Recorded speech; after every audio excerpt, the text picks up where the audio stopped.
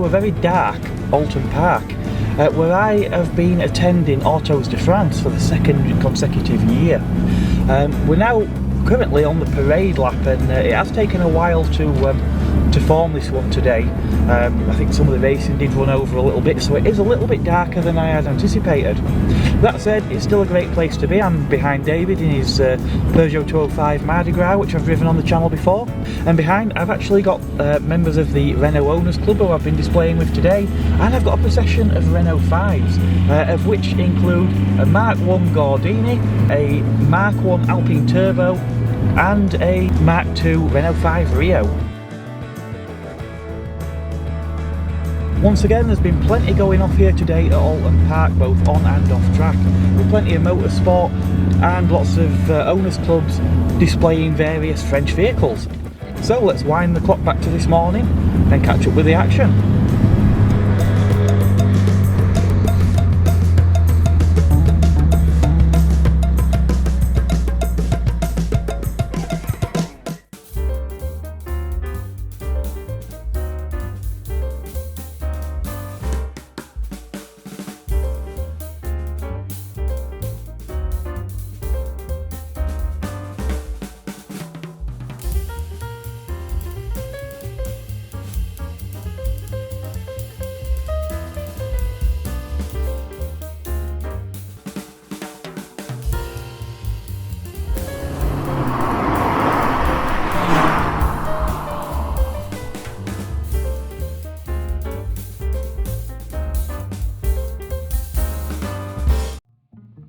Welcome back.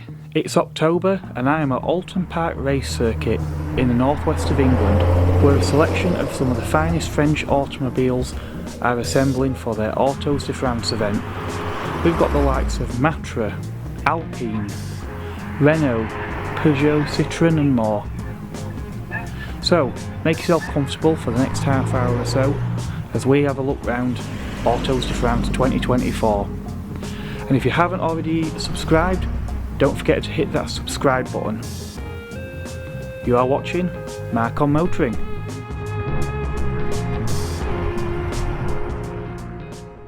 But it's nice to be back at Autos de France, and someone who I bumped into shortly after arrival is Jackie. Now, Jackie, you contacted me just last night, didn't you? Yeah, because you'd seen last year's video from here, and basically we wanted to discuss your Twingo now. Pride and joy, yeah. Yeah, now this is your first car, isn't it? Yeah. So, passed my test in June 23, and I've grew up with these, so I was looking in the market for a budget for around about £1,000. So my dad was working at a used car dealership at the time, so he's got like a big trading pitch, and he was looking around. He was like, "Jack, I've got this for you, blue Twingo GT." So it stood out for me. So I thought, I've got to get it. So I bought the car for just under £1,000, and I just love it. Yeah, you don't get a lot for under £1,000 these days. No, you don't. No. So obviously, this has been the GT. It's a little bit more insurance friendly than the RS model. We've got a, isn't it? Yeah, so 1.2 TCE D4F78. Not in the know. That's a 4-cylinder inline 4. 1.2 litre, and it's turbocharged. Yes. What are we talking power output on these? So standard, these are 100 brake horsepower. Okay. Stage 1 remap, you get to about north of 128 brake horsepower. Which puts it very close to very close. Yeah. Yeah, excellent. Obviously, you have done a few modifications, so you've got the RS wheels on there. Yeah, I've got the Renault Sport 17-foot wheels.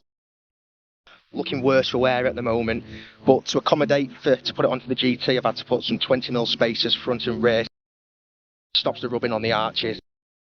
How do you find that's changed the way the ride and handling of the car then? So standard on the GTs, they come with the 15-inch wheels. Mm-hmm.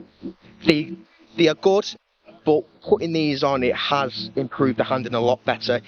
I've also noticed as well gear changes and the gear ratio. I've actually improved on the motorway, so I'm actually getting better fuel. Right, okay. Because I'm sitting at quite a lower RPM than I was on the 15s. Yeah. But it's really improved the. Yeah, excellent. This blue, cracking colour, isn't it? Yes. Is it still Monaco blue or has it changed by this point? I think it's extreme blue. Extreme blue, okay. Yeah. No, it's a fantastic looking car, and obviously, then you've got a limited budget, and so obviously being a killer, it's not easy getting something interesting, is it? This car, I'm sticking a tank of fuel in it every 3 weeks. I run it on 99 Tesco Momentum, so yes, it's a bit more pricey, but in the long run, it costs me nothing. It gets me to work every day. Do daily this, and it's just what I love about it. Now I know these Twingos are obviously never going to be the last word in luxury, but your segment car. But it's quite a well-equipped version, isn't it? Yeah, this is quite high spec because it has got a very rare option, which is the panoramic sunroof, which it's good in it on a summer's day. Yeah. It's good. Excellent. That's smashing. Well, any future plans with the car, or just run it as it is? And I'm going to try and keep this car for as long as I can. Yeah. Because how many people can say I've still got my first car, eh?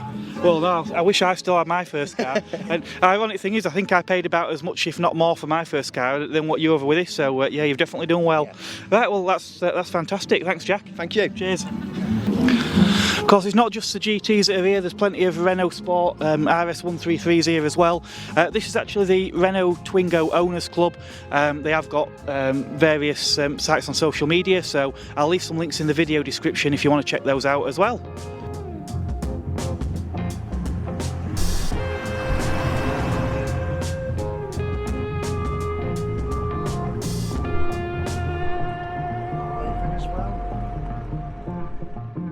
Today I'm here with the Renault Owners Club, and there's a few cars that are familiar to me, one being this Clio Williams owned by Glyn.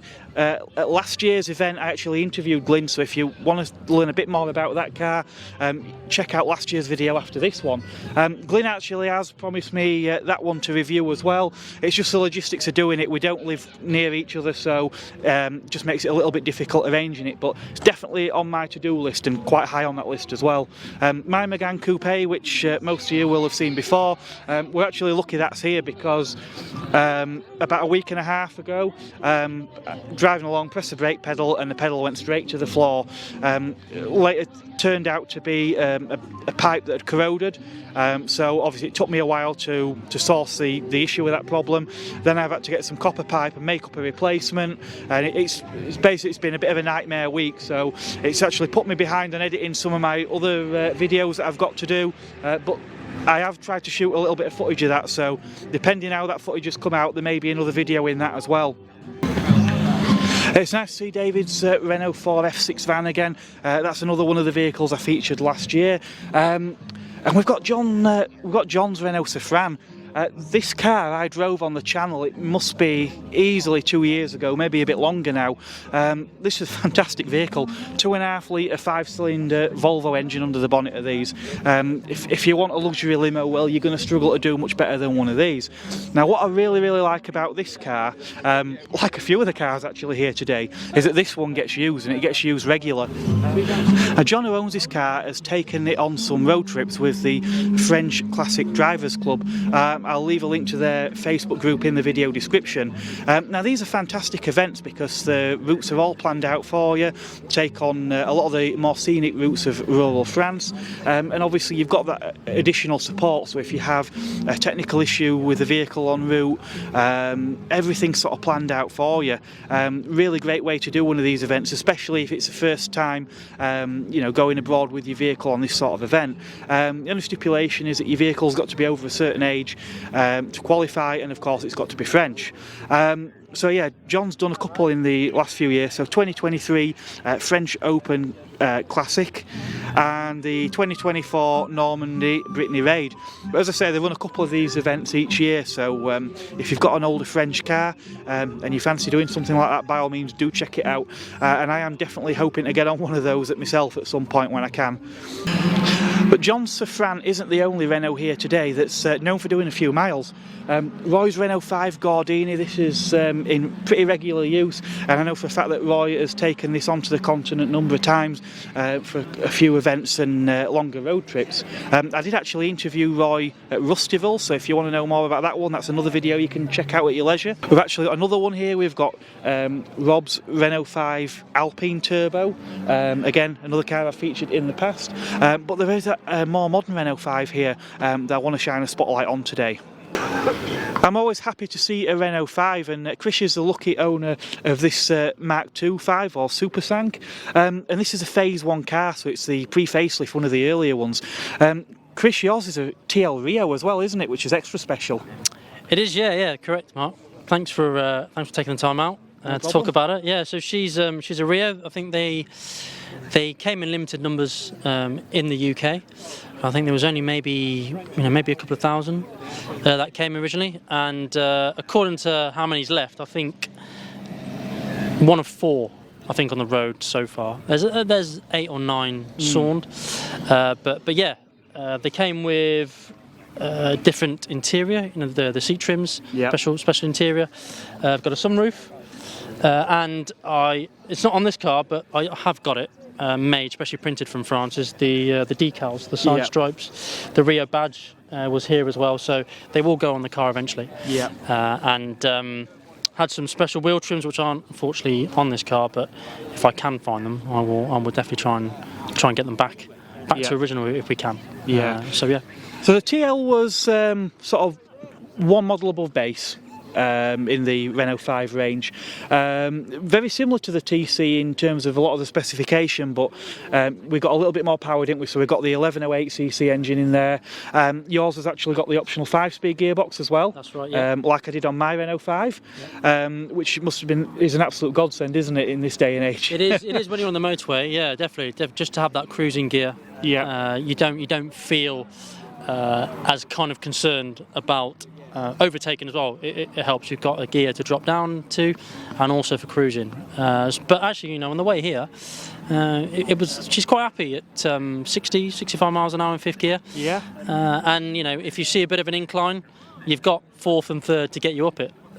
If you need to. So yeah, definitely the 5-speed is a bonus. Well, this is not your first Super 5, is it? It's not. No. I do have a GTL as well. Which is a left-hand drive, which I bought last year down in London to join her. It was originally supposed to be a donor car because this one had the wrong period front bumper. So I tried for a long period of time to try and find that period bumper. Got taken for a ride on Facebook and eBay a few times, and then eventually I had to bite the bullet and actually buy a car. So an expensive front bumper, but actually the GTL's only got 40,000 kilometres on it. It's a left-hand drive. We think originally registered in Portugal, and then got imported into the UK in '93. So my plan was to take bits and bobs off it, but actually as time's gone on, it's probably too nice a car to do that. So now I'm probably going to have to try and find the original bumper for that one as well. So if anyone sees one or knows of one, please let me know, and I'll get that back to original. Actually, the GTL is actually with the 1.4. It does make a difference. You've got a bit more poke. I always did fancy a 1.4. My dad did actually have one of the later Campus Primas, which were the fuel injected 1.4s. Obviously, because these cars don't weigh a great deal, they are quite sprightly, aren't they? Absolutely, yeah, and the weight is one of the bonuses of these cars at this age. When you drive a modern car, you kind of lose your connection, in my opinion, to what driving is, with all your creature comforts and stuff. And with this, I think she only weighs maybe 750, and when you can push her out the garage with one hand or even sneeze, you do question whether we've made any progress with kind of cars in the modern world today. And this hasn't got any creature comforts, no air conditioning, no electric windows, no central lock-in, no ABS, and I think it's better for it. Certainly with these specials, I mean, it's hard for people to understand now that a set of fancy wheel trims, the decals, the pop-up sunroof, things like that.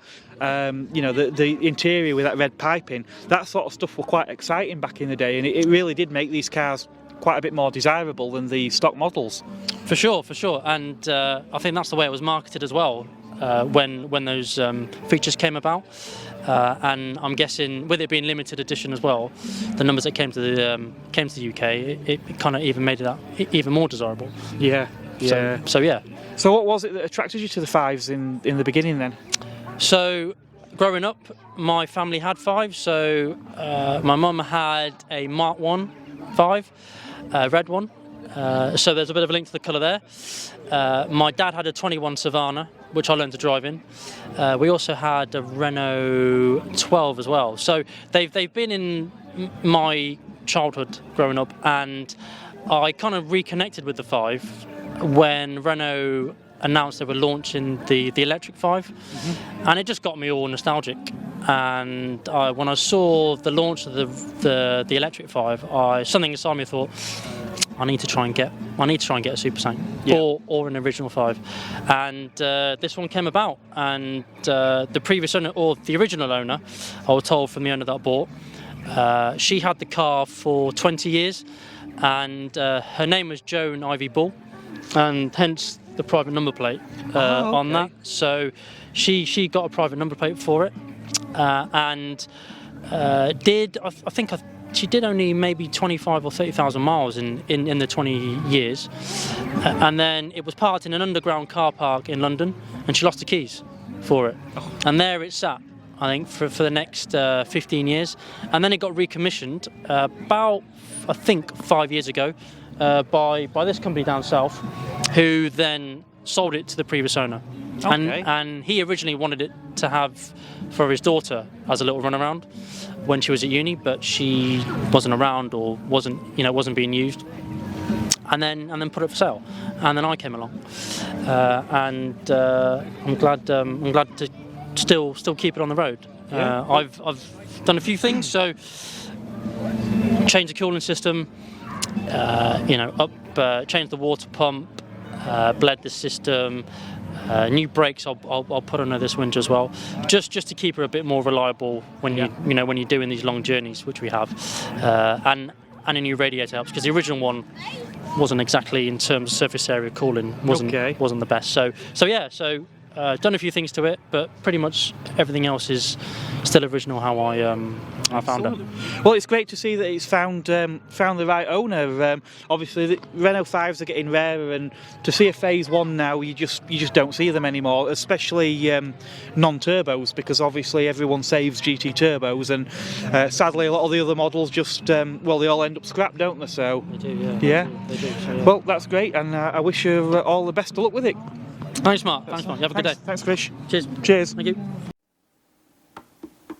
There were no shortage of interesting vehicles to see on the Renault Owners Club stand, like this Mark 1 Phase 2 facelift of the Megane Coupe in Monaco Blue, one of my favourite colours from the Renault range. This one is actually in Dynamic Plus trim, which was quite a good spec car. It had things like the half leather interior. The Plus specification also gained it a sunroof and a CD multi-changer, which was quite a desirable accessory back in the early 2000s. This one is also fitted with the 16-valve version of the 1.6 litre engine. Perhaps even more striking though was this pre-facelift version of an Alpine A310. Yep, the 1970s French Porsche. That's right, often referred to as the French 911, due to it having its engine slung out the back. In this case, a 2.7 litre version of the PRV, that's Peugeot Renault Volvo V6 engine. The interior of this car really was in outstanding condition. It's probably one of the nicest ones I've ever seen, and looked great in this sort of blue velour finish. But I couldn't hang around on the Renault Owners Club stand all day when there was plenty of other things to see. There was also a Renault 16 that joined our stand, but sadly I seem to have not got that on video, so maybe next time.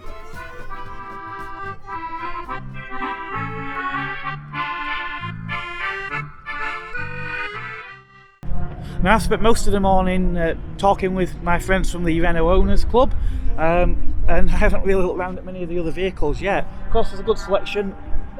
Renault Clio 172 Cup, always nice to see one of those, but I've seen something possibly even more interesting. Renault Kangoo van, but it's not like any other Kangoo van that you've seen before. This one is clearly heavily modified. It looks to have been lowered. We've got a set of Clio Mark 1 16 valve turbine style alloys on there, which instantly improve the look on pretty much any vehicle. But this is, it's not just skin deep is the beauty on this one. No, we've actually got a different engine under the bonnet as well. Key is on the side strips, we've got the 2 litre 16 valve badges, and then in the engine bay we've got what looks to be a 172 or 182 engine, I think. I'm not entirely sure of the spec. Do check out Clio Ben. I certainly will be having a look on there later on when I get home, because this is definitely a very interesting project. I presume it probably started as a panel van. It's not glazed at the back here, but it's had some windows added to these rear doors on both sides. Some nice leather sports seats in there, and a Renault Sport steering wheel as well. Mighty impressive. Of course, that's not the only Renault on some turbine wheels. This grey Renault 5 is also sat on a set of turbines. I do love to see these. I've always been a huge fan of the Renault 5 GT Turbo. This car on an F registration will be a phase 2 car, so obviously everything's colour coded, and these are up to about 120 horsepower by this point. Again, this one does have some slight modification. It looks to be sat a bit lower, got different wheels, and we've got quite a large exhaust pipe on there as well. Very typical of the things we did with these cars back in the 1990s. This Mark II Clio is a bit of an enigma to me actually. So it's a T registration, so quite early. I think they came out on an R, and then later on they did sort of facelift the cars and do a few little things with them. So initially you had like your RN, your RT and your RXE, and then they was at launch, and then there was mention of a 16 valve version, which I think this car could be. It's on a T registration. We've got 16 valve badging down on the sides of the doors, though no mention of engine capacity. We've also got these alloy wheels that were often found on models like the RSI, and I'm sure I've seen them on a brochure picture from one of the earlier brochures of a 16 valve model. Also, there's some slight differences on interior trim to what the RSI had. So yeah, maybe this is your car, do let me know in the comments, but I think these might have actually been sold as a 16 valve back in the day, as opposed to an RSI, but not 100%. As I say, if it's your car, do let me know, because it's not often that I get vexed by Renaults from this era. So this one's painted in platinum as well, which I know this because I had two in platinum. These were great cars. Something else I found quite interesting about these is these front wings. Now these are actually made of some sort of polycarbonate. Most Renaults today have panels just like this, but rather than sort of denting, they actually flex. Obviously eventually hit them hard enough they will crack. You certainly didn't tend to have problems with them denting. So perhaps one of the most interesting vehicles I've seen here is this Peugeot. Now I've actually seen this in passing at a couple of events down south this year and not featured it, so I want to mention it this time. It's a Peugeot Hogger or Hogar. It's not a model that we got in the UK. In fact, I think it's a South American, possibly Brazilian only market vehicle. So if you've ever wanted a 206 or a 207, but you fancy a pickup, there you go. Quite interesting actually. So the doors appear to be off a 206, presumably off the 5-door model, because they do look quite short. The dashboard looks like it's from a 207. The bonnet, we've got these vents on top. They look fresh off the 206, and the sort of headlights and bumper, I don't know, it looks like some sort of hybrid of a few different models. It's definitely unusual, but yeah, very quirky vehicle and obviously very practical. Yeah, weather's spoiled itself again, so I've been back to the car for my coat. I'm having a walk around with Glyn, who you've probably seen on some previous videos. Yeah, we're just going to have a look at what's actually left, because unfortunately at shows like this, when it rains, people tend to go home. Not me, of course. This Peugeot 205 XS is nice to see. I've always liked the XS. I've almost forgotten about against the GTIs, but they do say a 1.4 XS is almost as quick as a 1.6 GTI on a twisty back road. One 205 that I have driven in the past though is David's 205 Mardi Gras, which I'm pleased to see is actually here today. It's a few years since I actually drove this car on the channel. This is a very, very nice example, and probably one of the last. Condition is absolutely immaculate. This one's got the 1100 engine and 5-speed gearbox. Quite plush actually for what it was. It's got electric windows and velour seating. Oh, nice 205 CTI over there, always nice to see those as well. I do want to have a quick look at a couple of cars over here though, because we appear to have a 309 GTI. Actually, that says a GTI 16. Did they actually make such a thing? Has it been done aftermarket? Let me know in comments. Yeah, 405 at an i16. I'm actually being offered one of these potentially on the channel. The particular vehicles are actually Le Mans. It's not on the road at the moment, so hope to get to drive one of those at some point. Check this out, Peugeot 504. I've not seen one of these, especially in the state form. That's fantastic. Looks very well used as well, which is what I love to see. You just know with cars like this, there's going to be one running around as a taxi somewhere in Africa. This particular one is a left-hand drive as well, by the look of it. Peugeot 306 Le Mans. I wasn't aware they did a Le Mans in these.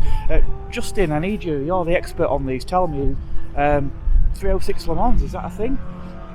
Another pre-facelift 306. This one is the convertible, but it's got a hardtop on it. Again, I've seen plenty of these cars, admittedly normally phase 2s, but I haven't seen one with that hardtop. Yeah, and the phase 1 styling looks fantastic. I actually prefer these grills and the square fog lamps on them. I think they look really, really good. There's a nice selection of Citroens again, a couple of Saxos and things. Probably no surprise, they have got a lot of 2CVs and a lot of AKs as well. Now some of these, like the one behind me here, I don't think I've seen before. This one over here though, I think I've definitely seen this one before. Fantastic looking vehicle though, isn't it? Citroen Zara, it's really nice to see one of those. You don't see many of these. This one's a VTS as well. I think these were about 160 horsepower from memory. I think these were a 2 litre on the VTS. This is obviously a post facelift car. You tell by the headlights, but yeah, you just don't see those anymore. I think the Saxos maybe people are a bit more nostalgic about.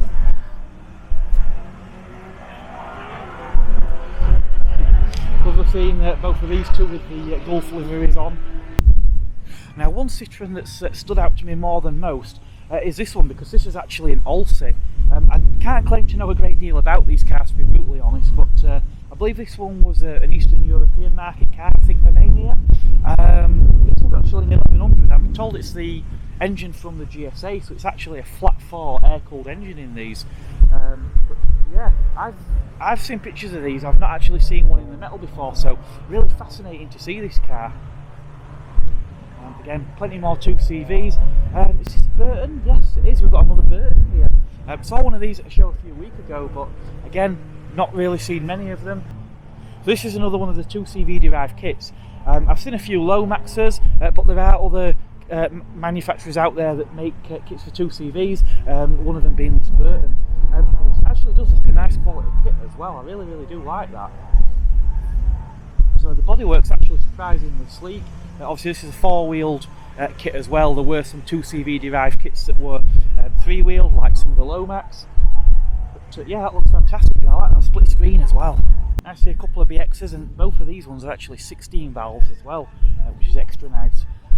Saxo VTR, I've actually reviewed one pretty much like this one actually. These were incredibly popular back in the late 90s and early 2000s. That was actually succeeded by the C2. Sadly, they never seemed to be quite as popular as the car it replaced. I've never driven one, so I can't really comment on what they're like, but yeah, it's a shame really that they never gained the same sort of popularity. I think this car's potentially one of my stars of the show. No, I haven't gone Maiden mad. This is a Citroen GS. Obviously looking a little bit sorry for itself, but I'm sure that there's plenty running around in France that look just like it. Now this car, it seems, has been imported back in 2019. It actually had a spell off the road. This car was actually purchased for €300 and has now been recommissioned, but it's here, it's on the road, been driven, and been brought to shows like this, which is, I think, is absolutely fantastic. When you do see cars like this, often they are sort of pristine these days, so yeah, it's nice to see a really sort of well used looking example. And of course it's far better here than in the scrapyard, which sadly far too many of these cars do end up with that fate, so it's a really nice story of survival for that car. Of course we've got like the DS, the C6 as well, which I've always quite liked. Not many Matras here today. I think there's been 2 or 3 maybe. I saw a white one come in. We've got a red Marina over here as well, which is always nice to see one of them. Certainly something a bit more unique, and yeah, sadly we don't see nowhere near enough of these at shows. This is the 2.2 litre, but there was actually a 1.6 as well. Unique point about these cars is that they were a 3-seater with the driver sitting on the left, because they were all left-hand drives. Quite liking this AX GT as well. This one's actually in full rally spec. So they only used the 1.4 litre TU engine, so they were perhaps never quite as powerful as some of the other hot hatches. But the thing with these cars is they weigh next to nothing. Like I said, this one's rally prepared, so we've got a roll cage, the bucket seats, we've got a nice helmet in there. There is actually a list of stuff it's had. It's had Bilstein shocks on it and all manner of modifications. So I imagine that is quite a lively little car to drive. Now, as you probably hear in the background, we've got cars going around the track, so I do want to pop down and have a quick look at some of the action that's going off down there. With time whizzing by like the cars that are on track, I went for one final quick walk around the display area, where I saw this rather nice Alpine A110 in a really interesting shade of blue that I haven't seen before. Certainly a little bit different to the blue that you normally see on these vehicles. With some interesting Peugeots on display as well, such as this 5-door 309, and some slightly more older Peugeots as well. If you want something a bit more motorsport inspired, then check out this 206. This certainly stands out from the crowd with those wide arches and those graphics. Personally, well, I think I'd be taking home one of these 205 GTIs. I'm sure I'm not the only one. These cars have become incredibly popular again in recent years. But this is no time for getting all caught up in nostalgia. Nor is the time for me to even stop off for a quick coffee, because I've got work to do. I need to catch up with Kyle Wells, who I interviewed here last year. Kyle is racing in the Junior Saloon Car Championships. No, not those two CVs, although they were rather cool as well. Well, I wanted to catch up with Kyle now. Kyle Wells I bumped into last year in the Junior Saloon Car Championship. Kyle, this last year was your first season, wasn't it? Yeah. How did it go, your first year? Yeah, it was good actually. I did a couple races. I did Silverstone, Thruxton, and then I did Oulton Park obviously. And then this year, just done all the other races. Just have a full season and see what it's like. But it's really good, yeah. Yeah. I understand you've had a good day today so far as well. Yeah, I got top rookie position in the first race. And then we've got the second race in about 10-15 minutes, so just seeing how it goes. Yeah? Yeah. How's the car been treating you then the past year? Yeah, it's been good actually. I mean, at Brands Hatch, I had a bad accident, so we had to get a new car. Okay. So it wasn't really a good start, but then after that, yeah, the Thruxton was good. Overall, just really good, yeah. I like a good shout out to Dino for doing the car for me. Excellent. And the car specification wise, it pretty much has what you had last year? Yeah, pretty much same, just exact same as last year. Yeah? Yeah. Was it a good car to cut your teeth on, I suppose? Yeah, very good. Excellent, that's great. Well, best of luck and Cheers, thank you very much. Take care, yeah. Now, Kyle didn't have time to hang around talking to me all day, because he's got some racing to go and do. Kyle's now heading out to the assembly area. This is where all the cars gather prior to going out on track. At this point there is a matter of minutes until the next race. Those last final few moments to make these final preparations before going out on track. Once all the checks are done, all the safety equipment's in place, the track is clear, all that remains is for the marshal to blow that whistle and the pace car to lead them out.